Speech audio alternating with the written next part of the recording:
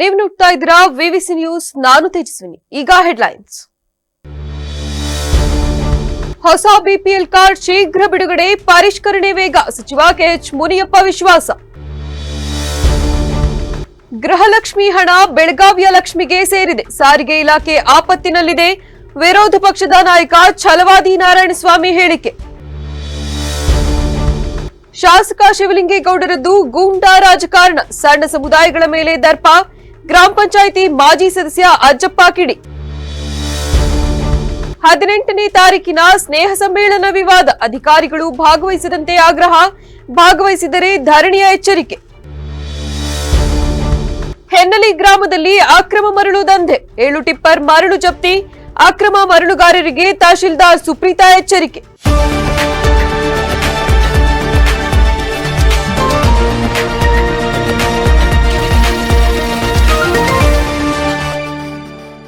ವಾರ್ತೆಗಳ ವಿವರ.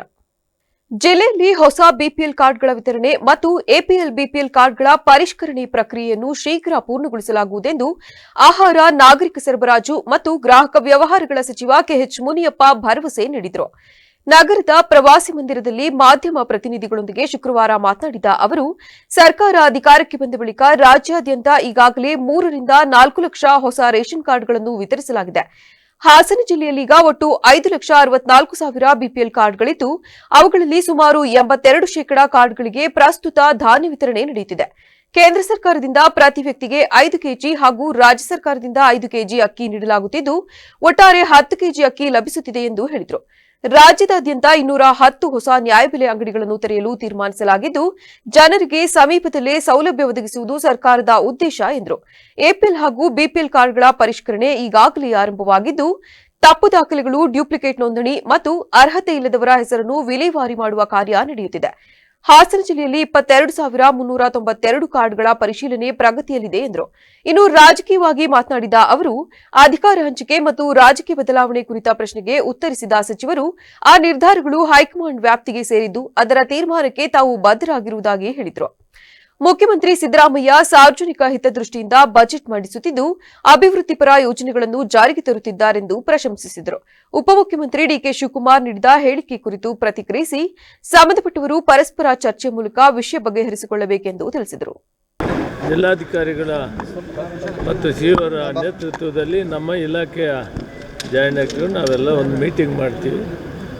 ಇವತ್ತು ಇಲ್ಲಿನ ಫುಡ್ ಇಲಾಖೆ ವಿಷಯಗಳನ್ನು ಚರ್ಚೆ ಮಾಡ್ತೀವಿ ಮತ್ತು ಮುಂದೆ ಇಂದಿರಾ ಫುಡ್ ಕಿಟ್ ಕೊಡೋದ್ರ ಬಗ್ಗೆ ಏನೇನು ಮಾಡಬೇಕು, ಹೇಗೆ ಮಾಡಬೇಕು ಮತ್ತು BPL ಬಗ್ಗೆ ಏನೇನಿದೆ, ಏನಾದರೂ ನಮ್ಮ ಕಡೆಯಿಂದ ಆಗಬೇಕಾದ್ರೆ ಇದನ್ನೆಲ್ಲ ವಿಚಾರ ಮಾಡ್ತೀನಿ ಮೊದಲು. ಆಮೇಲೆ ಸಮಾಜದೊಂದು ಕಾರ್ಯಕ್ರಮ ಇದೆ ಮತ್ತು ನಮ್ಮ ಸ್ನೇಹಿತರ ಒಂದು ಮದುವೆ ಇದೆ.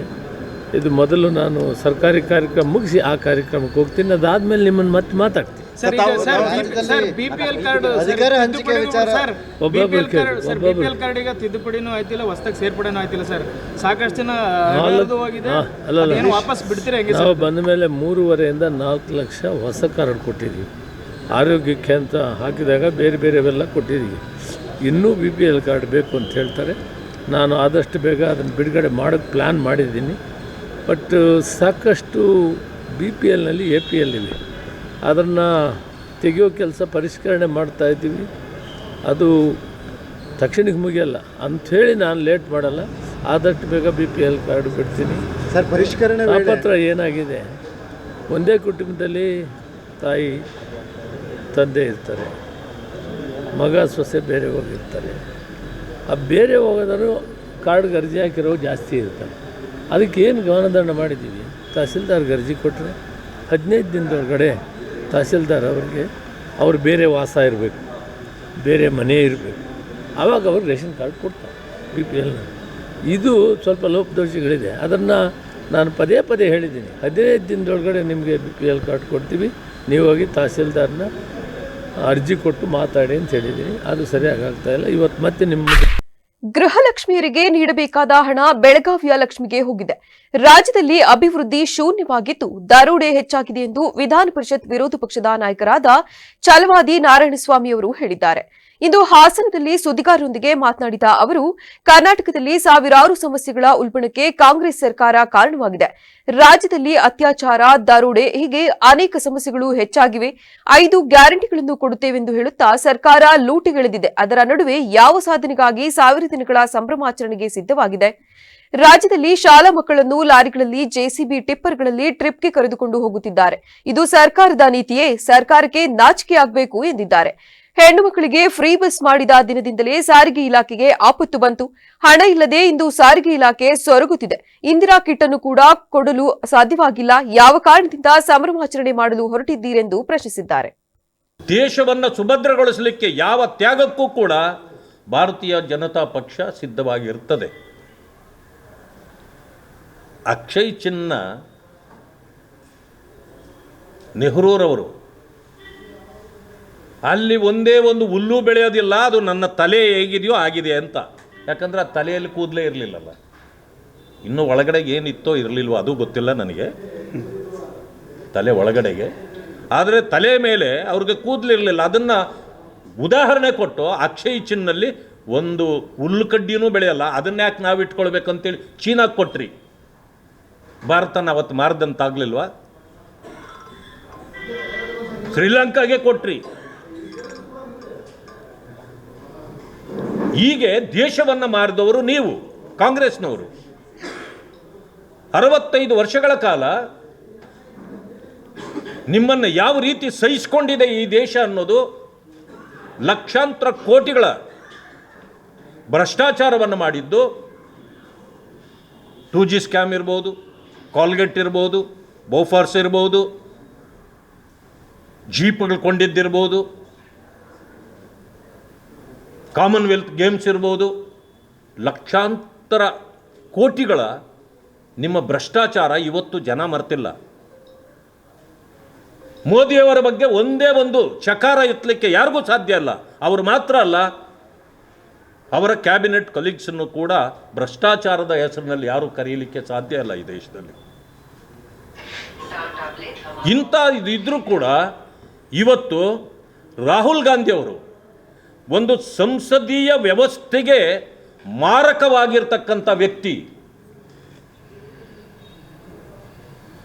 ನಿಮ್ಮ ಮೀಡಿಯಾಗಳಲ್ಲಿ ಜನ ನೋಡಿದ್ದಾರೆ ಇವತ್ತು. ಅರಸೀಕೆರೆ ಶಾಸಕ ಕೆಎಂ ಶಿವಲಿಂಗೇಗೌಡ ಅವರು ಅಧಿಕಾರ ದುರುಪಯೋಗ ಪಡಿಸಿಕೊಂಡು ಸಣ್ಣ ಸಮುದಾಯಗಳ ಮೇಲೆ ಗದಪ್ರಹಾರ ನಡೆಸುತ್ತಿದ್ದಾರೆಂದು ದೊಮ್ಮೆನಹಳ್ಳಿ ಗ್ರಾಮ ಪಂಚಾಯಿತಿ ಮಾಜಿ ಸದಸ್ಯ ಅಜ್ಜಪ್ಪ ಆರೋಪಿಸಿದರು. ನಗರದಲ್ಲಿ ಶುಕ್ರವಾರ ನಡೆದ ಸುದ್ದಿಗೋಷ್ಠಿಯಲ್ಲಿ ಮಾತನಾಡಿದ ಅವರು, ಇತ್ತೀಚೆಗೆ ಶಾಸಕರು ಮಾನಸಿಕ ಸ್ಥಿಮಿತ ಕಳೆದುಕೊಂಡಂತೆ ವರ್ತಿಸುತ್ತಿದ್ದು ಸಣ್ಣ ಸಮುದಾಯಗಳ ವಿರುದ್ಧವಾಗಿ ಮುಗಿಬೀಳುತ್ತಿರುವುದು ಖಂಡನೀಯ ಎಂದು ಹೇಳಿದರು. ಸವಿತಾ ಸಮಾಜದ ಅಧ್ಯಕ್ಷ ಅರುಣ್ ಕುಮಾರ್ ಅವರನ್ನು ಸಾರ್ವಜನಿಕವಾಗಿ ಹಿಡಿದು ಹೊಡೆಯುವಂತೆ ಕರೆ ನೀಡಿರುವುದು ಕ್ಷೇತ್ರದಲ್ಲಿ ಗೂಂಡಾ ರಾಜಕಾರಣಕ್ಕೆ ನಾಂದಿ ಹಾಡಿದಂತಾಗಿದೆ ಎಂದು ದೂರಿದರು. ಶಾಸಕರು ಸಾರ್ವಜನಿಕ ಸೇವಕರು, ಅವರನ್ನು ಪ್ರಶ್ನಿಸುವ ಅಧಿಕಾರ ಪ್ರತಿಯೊಬ್ಬ ನಾಗರಿಕರಿಗೂ ಇದೆ. ಪ್ರಶ್ನೆ ಕೇಳಿದ ಕಾರಣಕ್ಕೆ ಕಾರ್ಯಕರ್ತರಿಗೆ ಹಲ್ಲೆ ಮಾಡಲು ಕರೆ ನೀಡುವುದು ಅವರ ಸ್ಥಾನಕ್ಕೆ ಶೋಭೆ ತರುವುದಿಲ್ಲ. ಮಂತ್ರಿ ಸ್ಥಾನದ ಆಸೆಗಾಗಿ ಜೆಡಿಎಸ್ ತೊರೆದು ಕಾಂಗ್ರೆಸ್ ಸೇರ್ಪಡೆಯಾದರೂ ಸಚಿವ ಸ್ಥಾನ ಸಿಗದಿರುವುದಕ್ಕೆ ಹತಾಶರಾಗಿದ್ದಾರೆಂದು ಟೀಕಿಸಿದ ಅವರು, ಹಿಂದುಳಿದವರ ಪರವೆಂದು ಹೇಳಿ ಮತ ಪಡೆದ ಬಳಿಕ ಡಿಕೆ ಶಿವಕುಮಾರ್ ಜೊತೆ ಹೋಗಿ ಹೊರಹಾಕಿಸಿಕೊಳ್ಳುತ್ತಾರೆ. ಸದನದಲ್ಲಿ ಬಾಯಿಗೆ ಬಂದಂತೆ ಮಾತನಾಡಿ ಗೌರವ ಹಾಳು ಮಾಡಿದ್ದಾರೆಂದು ತಿಳಿಸಿದರು. ಸುದ್ದಿಗೋಷ್ಠಿಯಲ್ಲಿ ಅರಸೀಕೆರೆ ತಾಲೂಕು ಸವಿತಾ ಸಮಾಜದ ಅಧ್ಯಕ್ಷ ಅರುಣ್ ಕುಮಾರ್, ಭಾಸ್ಕರ್, ಗೋಪಾಲಪುರ ರಂಗಸ್ವಾಮಿ ಹಾಗೂ ಸುಪ್ರೀತ್ ಕುಮಾರ್ ಉಪಸ್ಥಿತರಿದ್ದರು. ಶಾಸಕರು ಮೊನ್ನೆ ನಡೆದಂಥ ಒಂದು ಕಾರ್ಯಕರ್ತರ ಸಭೆಯಲ್ಲಿ ಸಣ್ಣ ಸಮುದಾಯದ, ಅತ್ಯಂತ ಹಿಂದುಳಿದ ಸಮುದಾಯದ ಸವಿತಾ ಸಮಾಜದ ತಾಲೂಕಾಧ್ಯಕ್ಷರಾದ ಅರುಣ್ ಕುಮಾರ್ ಅವ್ರನ್ನ ಎಳೆದು ಹೊಡೀರಿ, 200 ಜನ ಹೋಗಿ PP ಸರ್ಕಲಲ್ಲಿ ಎಳ್ಕೊಂಡು ಹೊಡೀರಿ, ಕುಡಿದು ಏನಾನ ಆಗ್ತಾನೆ ಅಂತ ಹೇಳ್ತಾರೆ ಶಾಸಕರು. ಇಂಥ ಸಣ್ಣ ಸಮುದಾಯದ ಮೇಲೆ ಗದಾಪ್ರಹಾರ ಮಾಡ್ತಾ ಇದ್ದಾರಲ್ಲ, ಶಾಸಕರಿಗೆ ಇದು ಸರಿ ಅನಿಸುತ್ತಾ? ನಿಮ್ಮನ್ನು ಶಾಸಕರು ಮಾಡಿರೋದು,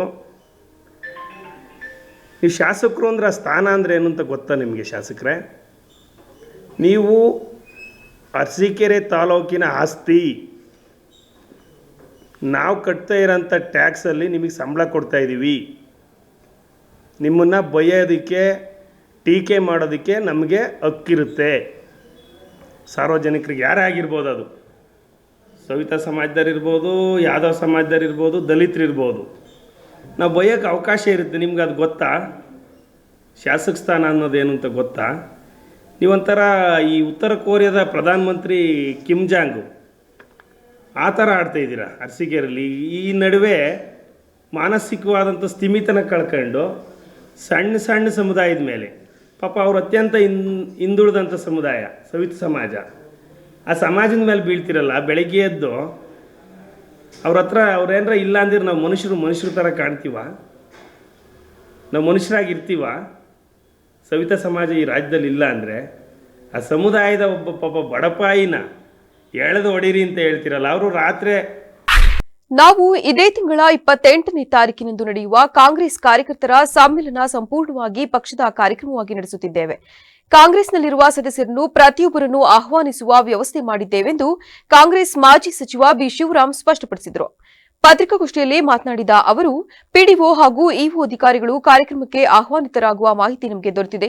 ಅದು ಅಧಿಕೃತ ಆದೇಶವೇ ಅಥವಾ ಕೇವಲ ಆಹ್ವಾನವೇ ಎಂಬುದು ಸ್ಪಷ್ಟವಾಗಿಲ್ಲ. ಸದಸ್ಯರ ಅವಧಿ ಮುಂದುವರೆದಿದ್ದರೆ ಅದು ಸರ್ಕಾರಿ ಕಾರ್ಯಕ್ರಮವಾಗುತ್ತಿತ್ತು.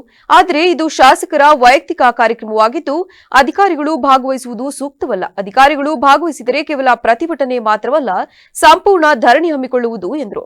ಪತ್ರಿಕಾಗೋಷ್ಠಿಯಲ್ಲಿ ಕೆಡಿಪಿ ಸದಸ್ಯ ಬಿಕ್ಕೋಡು ಚೇತನ್, ಸದಸ್ಯ ಪ್ರದೀಪ್, ವಿರೂಪಾಕ್ಷ ಹಾಗೂ ಹೇಮಂತ್ ಉಪಸ್ಥಿತರಿದ್ದರು. ಹೋಗೋಣ, ಪ್ರೆಸ್ ಮಾಡಿಬಿಡಿ, ಆಮೇಲೆ ಒಂದು 10 ನಿಮಿಷ ಹೋಗೋಣ ಅಂತ ಹೇಳಿ. ಈಗ ಈ ಮುನ್ಸಿಪಲ್ ಏರಿಯಾದಲ್ಲಿ ಬಹಳಷ್ಟು ಕಾಮಗಾರಿಗಳು ನಡೀತಾ ಇದೆ, ನಿಮಗೆಲ್ಲ ಗೊತ್ತು. ನಾವು ಸುಮ್ಮನೆ ಆರೋಪ ಮಾಡಿದ್ರೆ ಆರೋಪ ಮಾಡ್ತೀರಿ, ಯಾಕೆ ಮಾಡ್ತೀರಿ, ಆಗ ಕೆಲಸ ಎಲ್ಲ ತಡೀತೀರಿ, ನಿಲ್ಲಿಸ್ತೀರಿ, ಏನೇನೋ ಮಾಡ್ತೀರಿ ಅಂತ ಹೇಳ್ತೀರಿ. ಸತ್ಯ ಶೋಧನೆ ಆಗಲಿ ಅಂತ ನಮ್ದೊಂದು. ಈಗ ಅದಕ್ಕೇನಾಗಿದೆ ಅಂದರೆ, ಸರ್ಕಾರನೇ ಒಂದು 3ನೇ ಪಾರ್ಟಿ ಅಂತೇಳಿ ಒಂದು ಅಪಾಯಿಂಟ್ಮೆಂಟ್ ಮಾಡಿ ಸುತ್ತೋಲೆನೂ ಕೂಡ ಇಶ್ಯೂ ಮಾಡಿದೆ. ಈ ರೀತಿ ನೀವುಗಳು ಅದನ್ನು ಪರಿಶೀಲನೆ ಪ್ರತಿ ಹಂತದಲ್ಲಿ ಮಾಡಬೇಕು ಅಂತ ಹೇಳಿ Raghunath home CAD station technological private limited Mysuru ಇವ್ರನ್ನ ಅಪಾಯಿಂಟ್